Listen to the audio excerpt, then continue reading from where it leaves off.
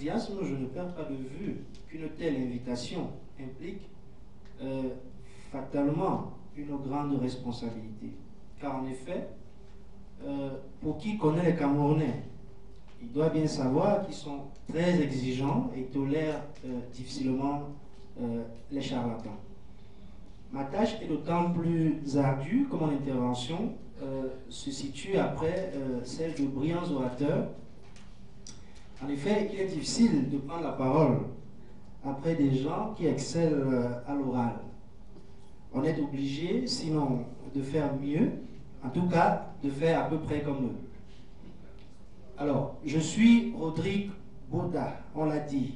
Je suis dans la société civile, j'officie dans une organisation de la place qui se nomme Horizon Femmes. Je pense que certains d'entre vous ont déjà entendu parler. C'est donc de là que j'apporte ma modeste contribution au progrès du Cameroun. Alors, au cours des 2 dernières années, nous avons, nous, Horizon Femmes, mis sur pied, enfin, implémenté un projet dénommé Projet Élection au féminin, qui avait pour ambition, n'est-ce pas, de minorer l'impact de l'abstention électorale au Cameroun. Bien, nous sommes à l'heure de l'évaluation parce qu'on est à 4 mois de la fin du projet. Je peux déjà vous dire que nous avons pu faire inscrire 250 000 approximativement femmes par le biais de nos actions sur le terrain. Ça, ce sont les chiffres que je peux prouver. Mais, je veux dire, on est sûr que c'est plus que ça. N'est-ce pas? Parce que toute action a des effets à plusieurs niveaux. Donc, les effets directs, c'est l'inscription de 250 000 femmes. Parce que le projet portait sur les femmes. Je souhaite maintenant rentrer dans le vif du sujet qui m'a été confié, je ne vais pas être long, et qui porte sur le poids des partenaires internationaux dans les enjeux de la réforme du système électoral camerounais. D'entrée de jeu, je voudrais dire que ce thème s'inscrit dans la continuité du thème que le docteur Kanga a brillamment présenté. La réforme du système électoral camerounais semble être un serpent de mer. Depuis la réactualisation du pluralisme politique au Cameroun en 92, parce qu'il faut le dire, le pluralisme a cessé au Cameroun en 1966, mais bien avant, il y avait le multipartisme au Cameroun, il y avait un certain foisonnement. Donc, depuis la réactualisation du pluralisme, chaque élection donne lieu à des contestations qui débouchent sur des démarches, des rencontres de concertation en vue de l'amélioration du système. À chaque fois, les partenaires internationaux sont au rendez-vous pour proposer leur aide ou appui. Très souvent, je veux dire, ils participent à la contestation. Nous avons tous en mémoire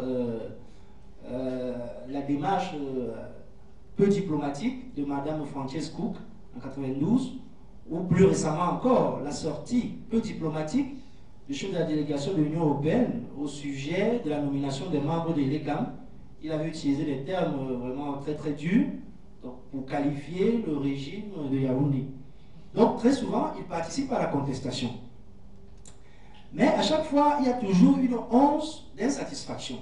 Les Camerounais sont un tout petit peu frustrés parce qu'ils trouvent que dans leur pays, les partenaires internationaux sont inoffensifs. Parce qu'à côté d'eux,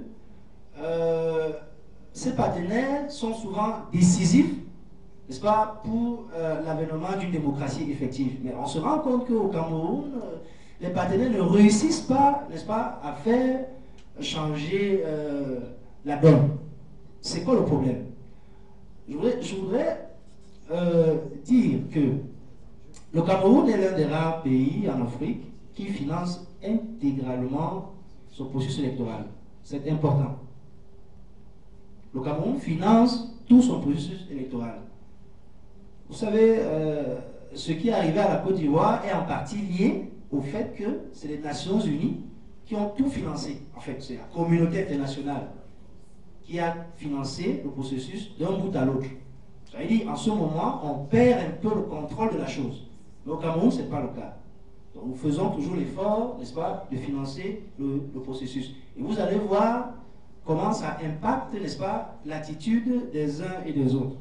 Alors, ce thème, parler des partenaires, moi j'ai été un peu mal à l'aise au départ parce que je me demandais comment est-ce qu'on peut être objectif lorsqu'on parle des partenaires internationaux. C'est-à-dire comment est-ce qu'on peut évaluer objectivement le poids des partenaires internationaux. Vous savez, dans la théorie classique, quand on parle des acteurs internationaux, c'est globalement les États, les organisations supranationales, je veux dire les organisations internationales ou supranationales, les organisations, les ONG, qui ont une sphère d'influence qui s'étend au-delà de leur territoire d'origine. Donc voilà, globalement, les trois grands acteurs des relations internationales